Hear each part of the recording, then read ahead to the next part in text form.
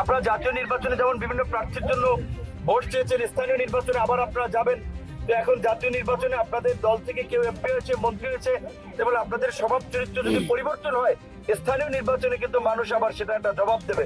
কাজে আপনাদের প্রতি অনুরোধ থাকবে, আমরা জনগণের প্রতি, যে জনগণের রাজনীতি করার জন্য একটা নতুন বাংলাদেশ বিনির্মাণ করার জন্য, যেখানে সকল নাগরিকরা দলমত নির্বিশেষে তাদের মর্যাদা এবং অধিকার নিয়ে বাস করবে, দেশে আইনের শাসন থাকবে, আইনের দৃষ্টিতে সকল নাগরিক সমান সুযোগ লাভ করবে, কোনো মানুষ আক্রান্ত হলে আইনের আশ্রয় লাভ করবে, সরকারের যে সামাজিক সুরক্ষামূলক কার্যক্রম, এই যে ঈদের আগে বিজেপি দেওয়া হবে, বয়স্ক ভাতা দেওয়া হয়, বিভিন্ন ধরনের সহযোগিতা, এগুলো আপনারা প্রশাসনকে সহযোগিতা করবেন যেন প্রকৃত ভুক্তভোগী মানুষ পায়।